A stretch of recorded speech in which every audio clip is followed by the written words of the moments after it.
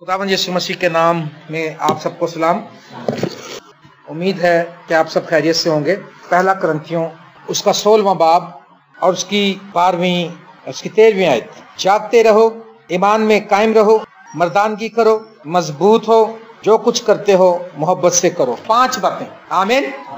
5 बातें हैं आज जिन पर हम गौर करेंगे, जो मुकद्दस पौलुस रसूल ने करंथियों की कलीसिया को बताई हैं। और इसमें मैं देख रहा था आज, जागते रहो, ईमान में कायम रहो, मर्दानगी करो, मजबूत हो, जो कुछ करते हो मोहब्बत से करो।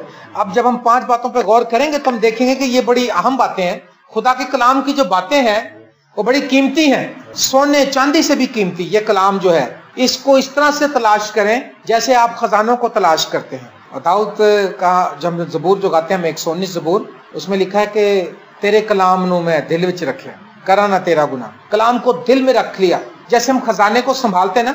वो कहता है मेरा दिल इतना खुश है तेरे कलाम से कि जैसे मुझे कोई खजाना मिल गया। अगर आपको कोई खजाना मिल जाए, करोड़, 2 करोड़, 10 करोड़, 15 करोड़ रुपया, या कोई सोने से भरा हुआ बॉक्स मिल जाए, तो आप कैसे खुश होंगे, उसको छुपा छुपा के रखेंगे। ये कलाम इतना कीमती है, लेकिन इसकी इस तरह से आज हम कदर नहीं करते हैं। इसको सुनने के लिए, इसको पाने के लिए, इसको सीखने के लिए उस तरह से ना हम दुआ करते हैं और ना हम तड़प रखते हैं। हम और चीजों के लिए रोजे रखते हैं, हम बड़ी बड़ी बातों के लिए रोजे रखते हैं। हमें ये मिल जाए, हमें वो मिल जाए, हमारी लाइफ में ये काम हो जाए। ये कभी इस बात के लिए रोजा रखा कि खुदावंद तेरा कलाम मुझ पर खुल जाए। कलाम अगर खुल गया तो कलाम जब आपके ऊपर खुल जाएगा तो फिर आप, दुनिया आपके पीछे भी भागेगी, क्योंकि आपके पास वो चीज होगी जो किसी के पास नहीं होती। आमीन। ये देखें, यहाँ पर लिखा है जागते रहो। पहला पॉइंट जो है जागते रहो। क्या कहीं यीशु मसीह ने कहा जागने के लिए? कहा है कहीं? कहां पर कहा? हाँ, जागो और दुआ करो ताकि आजमाइश में ना पड़ो। जागते रहो तौबाशुदा जिंदगी की अलामत है। जागना एक्टिव मसीही लाइफ की अलामत है। जागना ईमान में एक्टिव रहने की अलामत है। जागो और दुआ करो। जागने का मतलब है अलर्ट रहना। जब कोई अपने घर की रखवाली करता है तो वो जागता रहता है, वो सोता नहीं है। आप अपने बच्चों के लिए जागें, उनके लिए दुआ करें रात के पैरों में। आप अपने खानदान के लिए दुआ करें, आप अपनी लाइफ के लिए दुआ करें, आप अपने शौहर के लिए दुआ करें, आप अपनी बीवियों के लिए दुआ कर सकते हैं। जागो, जागते रहो, अलर्ट रहो, बी वॉचफुल, तैयार रहो, बेदार रहो, ध्यान रखो। ये मसीही जिंदगी ऐसी जिंदगी नहीं है कि सो जाएं। हमारे वहां, हमारे ऑफिस में उन्होंने एक सिस्टम, अब तो नए जदीद तरीके से वो करते हैं सिक्योरिटी का इंतजाम। पहले जो चौकीदार होते थे, आज से कोई 25-30 साल पहले, वो इस तरह से करते थे। वो उन्होंने पूरे एक जिस रेजिडेंस पर या ऑफिस में उसकी ड्यूटी होती थी सिक्योरिटी गार्डों की, 2 या 3 या 4 की, तो उन्होंने चाबियां जो है वो दीवारों में लगाई होती थी और घड़ी उनके हाथ में होती थी। और उसका सिस्टम है कि हर 15 मिनट के बाद उसमें 1 नंबर चाबी देनी है, फिर अगले 15 मिनट के बाद 2 नंबर चाबी देनी है उसको, फिर तीसरे नंबर 15 मिनट के बाद, फिर चौथे 15, फिर बैठना है और फिर 15 मिनट उसमें उठ जाना। इसका मतलब उन्होंने ऐसा सिस्टम रखा है कि 15 मिनट से ज्यादा बैठ ना सके वो। अगर 15 मिनट से ज्यादा बैठेगा उसको नींद आ जाएगी। और जो सो जाता था उसकी चाबी का टाइम आगे पीछे हो जाता था। अगर 1 घंटा आधा घंटा उसका सोने में गुजर गया तो उसका जब अंदर से रिबन निकालते थे, पेज, उनको पता लग जाता था कि इसने इस टाइम से चाबी जो शार्ट की, इसका मतलब वो कहते हैं तुमने ड्यूटी सही नहीं की है। और मैं ये समझता हूं कि बड़ा जबरदस्त है ये। अगर आप अपने घरों में दुआ का टाइम बनाते हैं और आप देखते हैं कि बहुत से मसाइल, आज इतनी बिजी लाइफ है कि बड़े अबतरी होती है, तो आप क्या करें, आप अपनी स्टडी करेंगे कौन सा काम जो गैर जरूरी है उसको निकाल दें अपनी लाइफ से। या फिर आप ये देखें, शहजाद भाई जो है ज्यादातर वो उस वक्त काम करता है जब उसका बच्चा सोता है। बी वॉचफुल, जागते रहो। इसका मतलब ये जागता रहता है, ये ध्यान रखता है कि जब वो सोता है अपना काम शुरू कर, क्योंकि वो बच्चा है, उसको नहीं पता उसने इसको आना खींचना है और उसने इसको तंग करना, और वो ये उसको कुछ कह भी नहीं सकेगा, ये जो मर्जी कर ले, उसने अपनी मर्जी करनी। लेकिन ये क्या करता है कि वेट करता है। आप भी ऐसी ट्रिक्स अपना सकते हैं घरों में, क्या क्या, और आप दुआ करने के लिए, कलाम पढ़ने के लिए वक्त निकाल सकते हैं। ठीक है ना? लिखा जागते रहो, ईमान में कायम रहो। ईमान में जो कायम है वो ही जागेगा। ईमान में जो ठंडा है, सोया हुआ, वो वैसे भी सोता ही रहेगा। जो ईमान में कायम है, जिसको पता है, जिसका ईमान यीशु पर है, जिसका ईमान कलाम पर है, जिसका ईमान इस किताब पर है, उनकी तो आंखों में से नींदें उड़ जाती हैं। उनको पता है कि जो बाहर के जो खादम हैं बड़े, जिनसे खुदा कलाम करता है और जिन्होंने इस कलाम को समझा, जिनको खुदा ने, जिन लोगों को समझ दी इस कलाम की, उन लोगों ने तो अपने चर्चिज में दुआ बंद ही नहीं करी। 20, 25, 30, 40 साल हो गए उनको। अभी रिसेंटली जब मैं गया था, मैंने बताया कि एक प्रे टेंट लगा हुआ वहां पर वाशिंगटन डीसी में, वो जब उन्होंने शुरू किया था खादिम ने, उसको खुदा ने कहा था जब 9/11 का वाकया हुआ था, और उसने जब से शुरू किया हुआ तो 9/11 में 2001 में हुआ था शायद, 14-15 साल हो गए उसने भी दुआ बंद नहीं की। वो दिन रात वहां पर प्रस्तिश करता रहता, वर्शिप करता रहता, और वो कौमों को बुलाता, टीमों को बुलाता, दूसरे मुल्कों से खादिमों को बुलाता। वो कहता जिसने आना आए यहाँ पर, उसको टाइम देता, वो दुआ करते हैं, प्रस्तिश करते हैं, अपनी कौम के लिए दुआ करते हैं, अपनी मसीह कौम के लिए, और खास तौर पर अमेरिकन नेशन के लिए दुआ करते हैं। उनको इस बात की समझ आ गई, खुदा ने समझ दी कि दुआ कर, अमेरिका के लिए शिफायत कर। हमें पता ही नहीं कि शैतान इतना फास्ट हो गया है, हमारी वही स्पीड है, हमारी वही स्पीड है जो आज से 100 साल पीछे थी। वही चर्च में जाना, बेंच पे सर रख के सो जाना, और जब दुआ खत्म होती किसी ने हिला के उठा देना, भाईजान चलो बस हो गई, दुआ हो चुकी है। और आज भी ऐसे ही है। पहली बात तो टाइम पे नहीं जाना ताकि आधा का निकल जाए, आधा का चर्च निकल जाए, आधा का कलाम खत्म हो जाए, जरा ज्यादा बह नहीं सकते। कई लोग तो मजबूर हैं, चलो ठीक है कि उनको ऑफिस से टाइम नहीं मिलता, या उनके कॉलेज जो स्कूल है वो आते हैं, लेकिन तो भी उनको लेट आना ठीक है, जायज है उनका, तो भी वो आ जाते हैं। लेकिन कई लोग आराम से लिखा जागते रहो और क्या करो, ईमान में कायम रहो। तो जो जागता होगा वो टाइम पे हर काम कर लेगा, जो सोया होगा वो लेट हो जाएगा। आपने वो कछुए और खरगोश की कहानी भी सुनी है कि वो खरगोश जो था थोड़ा तेज भाग के, तो उसने कहा अभी सो जाओ। सोना नहीं चाहिए, ईमानदार को सोना कभी भी नहीं ये सोचना चाहिए कि मैं बहुत तेज आ गया हूं, मैं बहुत आगे आ गया हूं। बिली ग्राहम कहता है I am still a student of Bible, I am still learning the word of the God। कहता खुदा कलाम मैं अभी भी सीख रहा हूँ। अभी कौन सा कलाम सीखना भाई, तुम पूरी दुनिया को उसने कलाम सुना दिया है, लेकिन ये उसकी हलीमी है। वो ये नहीं कह रहा कि मैंने बहुत सुना लिया, अब मैं सो जाऊं आराम से। वो एक खादम सो गया था ना, खुदा ने को उठाया, उसने क्या कर रहा भाई। मिडलैंड कूथर्स कहता है जब मैं काफी बूढ़ा हो गया तो मैंने कहा खुदा मैंने बहुत कुछ कर लिया, मैंने इतनी किताबें लिख ली, 3-4 किताबें भी लिख दी, और ऐसी किताबें लिखी कि वो लाखों करोड़ों की तादाद में बिकी। तो कहने लगा वो किताबें भी लिख दी, कलाम भी सुना लिया, आर्मी से भी रिटायर्ड हो गया। उन्होंने कहा खिदमत से भी रिटायर हो जाओ। कहता आराम से बैठ के मिशन इम्पॉसिबल देखता रहता था। वो कछुए वाली बात, कछुए ने सोचा मैं बहुत फास्ट हूँ, मैं बहुत पहले आ गया हूँ, थोड़ा रेस्ट कर लीजिए जरा, है जी। और जब वो देख रहा था तो फिर उसको खुदा ने आवाज दी। उसने कहा, खुदा ने कहा, उससे पूछा Merlin what are you doing. मैं खुदा मिशन इम्पॉसिबल देख रहा हूँ। उसने कहा नहीं, तू इसलिए नहीं बुलाया गया, तू दुआ भी नहीं करता। कहता मैंने कुर्सी भी राम वाली बना ली थी। वो कुर्सी ऐसी थी मशीन कि वो आप भी उसको दबाती रहती थी, उसको किसी को कहने की जरूरत नहीं, कोई दबाया तो थोड़ी देर बस कर देता ना।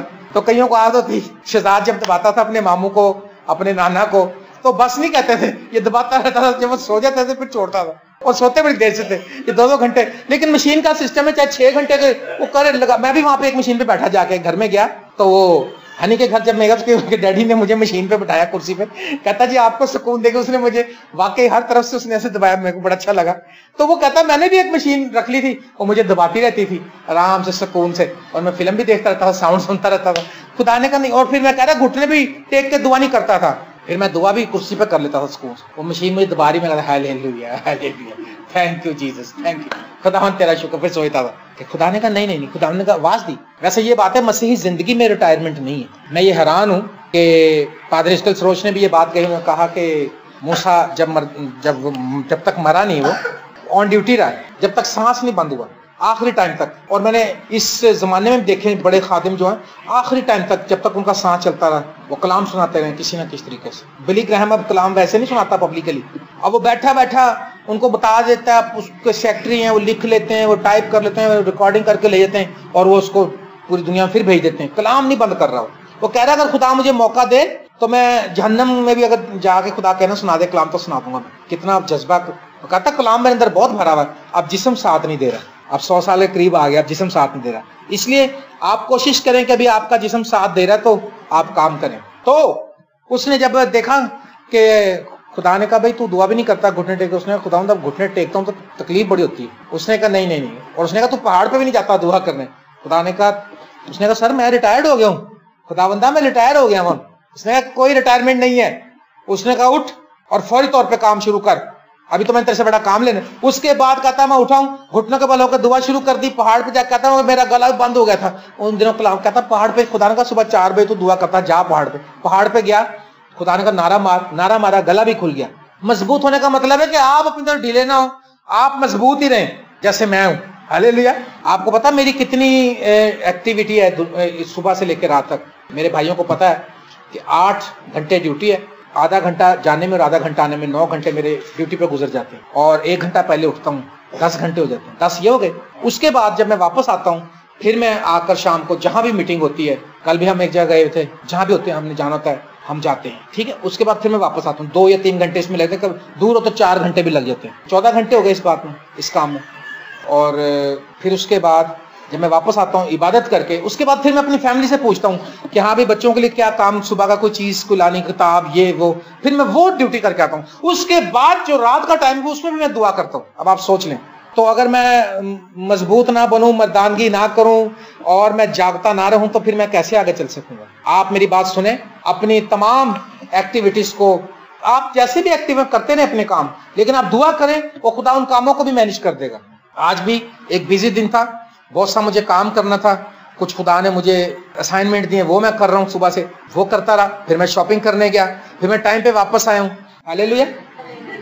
उसके बाद आके दुआ करनी है। ये नहीं मैंने कहना कि मैं थक, मैं नहीं थका, मैं ये अल्फाज नहीं बोलता। आप देख सकते हैं कि मैं सुबह का उठा हुआ और मैं ड्यूटी करके आऊँ, लेकिन मैं फ्रेश हूँ। आई एम फ्रेश बिकॉज मैं बर्रे के खून के नीचे हूँ, मैं यीशु के खून पर भरोसा करता हूँ। और मेरे कूथर्स को खुदा ने फिर दोबारा उठाया, उसने कहा मजबूत हो और चल। उसका कहता जब मैंने जाकर पहाड़ पर नहरा मारा, मेरा गला भी ठीक हो गया। कहता उस वक्त एक मुझे बुलावा आया और मैं कलाम सुनाने गया। जब मैंने वहां कलाम सुनाया, ना सिर्फ कलाम सुनाया बल्कि 25 साल में पहली बार खुदा ने नबूवत भी दी। मैं लोगों के लिए वर्ड ऑफ नॉलेज से बोलने लगा। पहली बार मैंने लोगों को बताया ये एक आदमी ऐसा है, एक आदमी ऐसा हो। एक आदमी मेरे पास आया, उसने कहा सर मैंने आपको 25 साल पहले सुना था, जो करंट आप में उस वक्त था अब बुढ़े होकर करंट और ज्यादा हो गया आपके अंदर। क्योंकि खुदा की नजर में मूसा 120 बरस की उम्र में इस जान से उसने रहलत की थी, लेकिन उसकी आंखें भी ठीक थी, नजर के ऐनक भी नहीं लगाता था, और उसकी बॉडी भी ठीक थी, तबाही कुव्वत थी उसके अंदर, बिल्कुल एक्टिव था वो। और उसकी लाइफ में ये नहीं था, क्योंकि जितने लोग वहां से निकले थे जो खुदा पर भरोसा रखते थे ना, उनमें लिखा कोई भी कमजोर नहीं था। कमजोरी उन्हीं को आदत आती थी जो बुड़बुड़ाते थे, जो खुदा के खिलाफ बोलते थे, जो खुदा के साथ आज ठीक नहीं चल रहे, उन पे कमजोरी है। मुसीबत शरीर उते, खुदा ने तो हमें तंदुरुस्त रहने के लिए बनाया। क्यों जी? क्या खुदा चाहता है? यहूदा खत में लिखा जैसे तू तरक्की, वो सब बातों में कहता तरक्की कर, सेहत में, दौलत में, अक्ल में, तालीम में, बढ़ता जा बढ़ता जा। हालेलुया। तो क्या लिखा? जागते रहो, ईमान में कायम रहो, ईमान में कायम रहो, मर्दानगी करो, मजबूत हो, ईमान में कायम रहो। ईमान से ना घबरा, ईमान तुम्हारा डगमगाना नहीं चाहिए। अगर आप ईमान में कायम रहेंगे ना, हालात कितने मुखालिफ होंगे, मसाइल कितने ज्यादा होंगे, किसी तरह से भी आपके पास प्रॉब्लम आएंगी, लेकिन वो सारे बादल छट जाएंगे। हालेलुया। और जो ईमान पे खड़ा वो खड़ा ही रहेगा। Praise the Lord. ईमान, आपको पता है जो बगैर ईमान के खुदा को पसंद आना नामुमकिन है। आपका ईमान यीशु मसीह पर है, आप कलाम पर ईमान रखते हैं, आप मसीह ईमान में जिंदा रहते हैं, आपका ईमान है कि खुदा यीशु मसीह वापस आने वाला है। आमीन। आपको घबराने की जरूरत नहीं है। ईमान ईमान ईमान। बाइबल के जितने भी हीरोज हैं और इस जमाने के जो हीरोज हैं, अगर हम उनकी इतनी मोटी बायोग्राफीज लिखी हुई, इतनी मोटी किताबें कि पढ़ने लगो तो 6-6 महीने लग जाते हैं। एक एक ईमानदार, वो जो रेनहार्ड बॉन्के, उसकी इतनी मोटी बायोग्राफी आई है। आपके पास आ गई वो भाई? मुझे भी देना जरा पढ़ने के लिए। 1000 पेज है उसके। अब अगर 1000 पेज पढ़ने हैं तो आप जल्दी पढ़ना चाहते हैं तो आप देख लें उसे कितने पेज पढ़ेंगे। कम से कम 30-40 पेज रोज पढ़ेंगे तो जल्दी पढ़ेंगे उसको। कोशिश कर, और हम उसकी जिंदगी को देखेंगे, उससे सीखेंगे, उनकी किताबें पढ़ें, देखें, मूसा की स्टोरी देखें, मूसा ने किस तौर से खिदमत की है, और शमसून को देखें, जदऊन को देखें, बर्क को देखें, इफ्ताह को देखें, हालेलुया, और राहब को देखें। और वो कहता है इतनी फुर्सत कहाँ कि मैं शमसून और जदून और बर्क और इन सब का अहवाल बयान करूं। ये वो लोग थे जिन्होंने आग की तेजी को बुझा दिया। ये वो ईमान में मजबूत लोग थे जो शेरों के सामने फेंकेगा, शेरों के मुंह बंद हो गए। हालेलुया। ये वो लोग थे जिनको तेल के कड़ाव में फेंक दिया गया, वहां से भी जिंदा निकल के आ गए। तेल ने भी उनको नहीं जलाया। उनको जहर दे दिया गया ईमानदारों को, तो जहर ने उन पर असर नहीं किया। ईमान अगर आपका है तो फिर आपको घबराने की जरूरत नहीं। कई लोगों ने आजकल ये बात बड़ी पकड़ी, और ईमान ते चंगी गल है पर अक्ल भी खुदा ने दी, यानी कि अक्ल जो है ईमान से ऊपर है। अरे ईमान ऊपर है, अक्ल नहीं। अक्ल तो मानेगी नहीं आपको। अक्ल, मैं तो आपको कहूँ यहाँ जंप मारो तो दिमाग ही आप कहो भाई साहब की हो गया, मैं जंप मारा तो अक्ल तो नहीं कभी भी मानती। लेकिन ईमान जो है वो इससे ऊपर है। ईमान अनदेखी चीजों का सबूत है, उम्मीद की चीजों का इत्मीनान और अनदेखी चीजों का सबूत है। इब्रानियों 11 बाब की पहली आयत में लिखा है, जो चीजें तुमने नहीं देखी ईमान उनको रिसीव कर लेता है। ओ हालेलुया। जिस शख्स ने कभी अपने ईमान का इकरार किया है उसको डिस्टर्ब करते हैं लोग, उसको शर्मिंदा करते हैं, उसको मजाक उड़ाते हैं, उसका तमस्कर करते हैं। लेकिन जो ईमान में कायम रहता है वो फिर उन सब के ऊपर एक दफा एक वक्त ऐसा आता है वो सब उसके मती हो जाते हैं, वो सब उसकी बात मानते हैं और वो सब कहते हैं कि इसराइल का खुदा सच्चा खुदा, इस बंदे का खुदा सच्चा खुदा। ये खादम जो बात कहता है ये सही बात कहता है। आमीन। और क्या लिखा? जागते रहो, ईमान में कायम रहो, मर्दानगी करो, मर्दानगी करो, मर्दे खुदा। अच्छा, इसमें मर्दानगी का मतलब ये नहीं कि लड़ते फिर जाकर धाड़ धाड़ मुक्के मारते फिर, मतलब यह है कि मर्दे खुदा कामिल बने। खुदाबंदी में मर्दानगी करनी है, इसमें दिलेरी करनी है, खुदाबंदी में, खुदाबंद से बाहर होके नहीं। ऐसे तो बहुत बदमाश हैं बाहर हमारे मुआशरे में मिलते हैं ऐसे ऐसे, और उनका बड़ा टैका है और लोग डरते हैं उनसे। हमने ऐसा नहीं होना, हमने बिल्कुल मासूम बन के रहना है, सांप की मानिंद होशियार और कबूतर की मानिंद भोले बने रहना है। लेकिन होशियारी हमने ये रखनी है, मर्दानगी हमने ये करनी है कि कलाम की सच्चाइयों पे हमने स्टैंड लेना है। आमीन।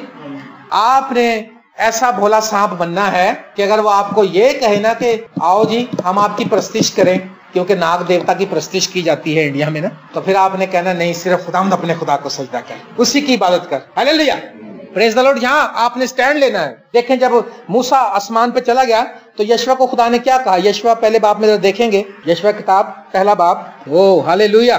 खुदा ने नून के बेटे यशवा को कहा पहली आयत से, और खुदावंद के बंदा मूसा की वफात के बाद ऐसा हुआ कि खुदावंद ने उसके खादम नून के बेटे यशवा से कहा, मेरा बंदा मूसा मर गया, मेरा बंदा मूसा मर गया, सो अब तू उठ और इन सब लोगों को साथ लेकर इस यरदन के पार उस मुल्क में जा जिसे मैं उनको यानी बनी इस्राएल को देता हूँ। जिस जिस जगह तुम्हारे पांव का तलवार टिके उसको जैसा मैंने मूसा से कहा मैंने तुमको दिया, बियाबान और उस लुबनान से लेकर बड़े दरिया यानी दरिया फरात तक हित्तियों का सारा मुल्क और मगरिब की तरफ बड़े समंदर तक तुम्हारी सरहद, तुम्हारी हद होगी। तेरी जिंदगी भर कोई शख्स तेरे सामने खड़ा न रह सकेगा। उसने कहा उठ, हौसला रख। है लिखा, तेरी जिंदगी भर कोई शख्स तेरे सामने खड़ा न रह सकेगा। जैसे मैं मूसा के साथ था वैसे ही तेरे साथ रहूंगा। मैं न तुझसे दस्तबरदार होऊंगा और ना तुझे कभी छोड़ूंगा। हालेलुया। और सो मजबूत हो जा, हौसला रख, क्योंकि तू उस कौम को उस मुल्क का वारिस कराएगा जिसे मैंने उनको देने की कसम उनके बाप दादा से खाई है। हालेलुया। हौसला रख, मजबूत हो जा। जो हम पढ़ रहे हैं आगे बात, पौलुस रसूल भी यही फरमाते हैं कि मर्दानगी करो, मजबूत हो जाओ जिंदगी भर। अगर आप ईमान में मजबूत हैं, अगर आप जागते और दुआ करते हैं, अगर आप खुदा के साथ वफादारी से चलते हैं तो आपके सामने कोई नहीं खड़ा रह सकेगा। अगर वो खड़ा होने की कोशिश करेगा वो मुंह के बल जाएगा, वो अपने मुंह की खाएगा। और मेरी जिंदगी की गवाही आप जानते हैं कि मेरे सामने जिसने आज तक मुझे यूं करके आंखें दिखाने की कोशिश की, खुदा ने उसको मुंह के बल फेंक दिया। बहुत से लोगों, शायद मैंने आपसे एक और अभी गवाही शेयर करता हूँ, ये सिर्फ खुदा के जलाल के लिए। मेरे ऑफिस में एक अमेरिकन स्कूल के जो ड्राइवरों के इंचार्ज होते हैं उनको कहते हैं ट्रांसपोर्टेशन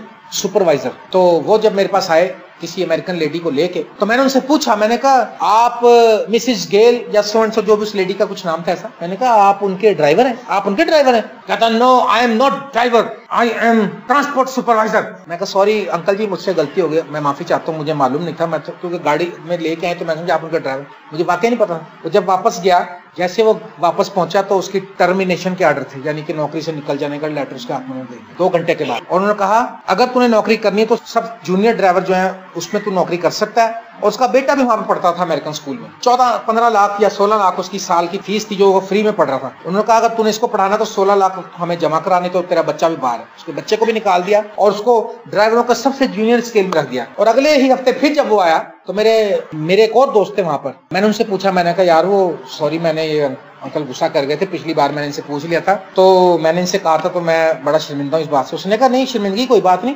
उसने कहा वो पिछले हफ्ते जब यहाँ आए थे ना, यहाँ से जब वापस गया तो उसको उन्होंने उतार दिया उस सीट से। तो उसने कहा आप पूछ सकते हैं इससे, अब ये ड्राइवर ही है। तब मैं मेरे साथी कहने लगा, शाहिद भाई तुम साथ, उसने कहा कि ये इस शख्स को इसलिए खुदा ने उतार दिया क्योंकि उसने तुम्हें आंखें दिखाई इस बात पे, क्योंकि आपको पता नहीं था, आपने इसको जलील करने के लिए तो नहीं कहा था, सिर्फ उसने गुस्सा किया मेरे पर, लेकिन खुदा ने विद इन फ्यू सेकंड उसका इंतजाम कर दिया। और इसके अलावा बहुत से लोग ऐसे आए जो मेरे सामने आए और मर गए। मैं तो नहीं लड़ता किसी, मैंने बताया मैं तो एक भोला कबूतर की माने भोला बन के चलने की कोशिश करता हूँ, लेकिन हमारी लड़ाइयाँ खुदा लड़ता है। उसने कहा तेरे सामने कुछ खड़ा नहीं रह सकेगा। ये खुदा कलाम की बात है। कितने ही लोग मर गए और पता नहीं खुदा रहम करे और कोई ना ही मरे तो अच्छा है, क्योंकि उसका इंतजाम खुदा करने वाला है। आप तो नहीं मुझे तंग करते, आपकी बड़ी मेहरबानी। आप तो मुझसे मोहब्बत करते हैं। जो मुझसे मोहब्बत करते हैं तरक्की करते हैं। जो मेरे साथ मोहब्बत से पेश आते हैं खुदा उनको बरकत देता है। जो मुझे अच्छा खाने को देते हैं खुदा उनके खाने में बरकत डालते हैं। कलाम की बात है ना। किसी तरह से भी जो हमें इजी करता है खिदमत के लिए। मैंने और भाई शहजाद ने हमने मुतअद्दिद बार देखा इस बात को। जब मैं अपनी बायोग्राफी लिखूंगा तब मैं ये सारी बातें बयान करूंगा, अभी वक्त नहीं है। लिखा मर्दानगी करो, मजबूत हो। और 5वीं बात यह है, हम वो गीत भी गाते हैं, हौसला रख मजबूत हो जा, जहां टिकेगा तेरे पांव का तलवा वो जगह मैं तुझे दे दूंगा, जैसे मैं मूसा के साथ। ये गीत आता है। जो कुछ करते हो मोहब्बत से करो। आज हम कई बार ऐसा होता है कि बहुत से ऐसे काम करते हैं लोगों के लिए, लेकिन मोहब्बत से नहीं करते, दिखावे के लिए करते हैं। किसी की मदद कर दी तो 4 आदमियों को पहले बता दिया मैंने इसको इतने पैसे दिए, मैंने इसको इतने कपड़े दिए, मैंने इसको इतनी चीजें लेके दी हैं, मैंने इसका इतना काम किया। नहीं, खुदा का काम भी अगर करते हो तो मोहब्बत से करो। लाचारी, मायूसी और प्रेशर और दबाव, नफरत से नहीं करना। आपने खालिस दिल से, साफ दिल से मसीह के लिए कर रहे हैं। हम जो खिदमत कर रहे हैं, हम किसी पर एहसान नहीं कर रहे। अगर हम आपको बुलाते हैं, आप कलाम सुनने आए थे, ठीक है, हम आपको कहते हैं, लेकिन असल में ये हम आप पर मेहरबानी या एहसान नहीं कर रहे हैं, हम अपने पर मेहरबानी कर रहे हैं कि हम खुदा के उस मिशन को जो उसने हमें दिया हम उसको आगे ले जाने की कोशिश कर रहे हैं। That's it। इसलिए हम किसी पर जोर भी नहीं देते, किसी पर बोझ भी नहीं बनते, किसी से हम जबरदस्ती से हदिया नहीं मांगते, किसी से आज तक हमने ऐसा नहीं किया, क्योंकि हम फिर खुदा पे भरोसा करते हैं। लिखा ईमान में कायम रहो ना। हम खुदा पे भरोसा करते हैं और खुदा पे जरूरतें हमारी पूरी कर देता है। सो जो कुछ करते हो मोहब्बत की राह से करो, मोहब्बत से करो। मोहब्बत जो है वो सब कुछ सह लेती है। कई लोगों ने जब किसी को शिकवा शिकायत करना ना, फिर वो इस तरह से करते हैं ना, देखो जी जिससे मोहब्बत होती है उससे शिकवा भी तो उसी से, लड़ाई भी उसी से करते हैं, नाराज भी उसी से होते हैं। शिकवा भी उधर नहीं होता ना जिधर मोहब्बत होती है। मोहब्बत लिखा सब कुछ सह लेती है, ना वो शिकवा करती है। मोहब्बत नाजेबा काम नहीं करती, किसी की बुराई नहीं चाहती। मोहब्बत जो है नाजेबा हरकत नहीं करती, और मोहब्बत के बगैर ठनठनाता पीतल या झंझनाती झांझ है। आज हमारे अंदर सब कुछ हो और मोहब्बत ना हो तो हम कुछ भी नहीं। इसलिए मेरे प्यारे अजीज बहनों और भाइयों, 5 बातों को हम दोबारा से रिपीट किए देते हैं। जागते रहो, गीत भी गाते हैं, जागते रहना यीशु आने वाला है। ईमान में कायम रहो, ईमान को न जाने देना हाथ से। मर्दानगी करो, मजबूत हो, और जो कुछ करते हो मोहब्बत से करो। और अगर हम ये सब काम करते रहेंगे तो यकीनन हम खुदा में मजबूत रहेंगे, कायम रहेंगे, और खुदा हमें अगली स्टेज पर लेके जाएगा और हमें बड़े बड़े काम भी करने को देगा। जब वो देखेगा कि जागता है, बेदार है, दुआ करता है, ईमान में मजबूत है और ये मोहब्बत की राह से सब कुछ करता है, मोहब्बत से करता है, तो फिर खुदा भी आपको दयानतदार जानकर आपको और ज्यादा मौके देगा कि आप उसके जलाल के लिए काम कर सके। खुदावंद आपको बरकत दे। Thank you very much.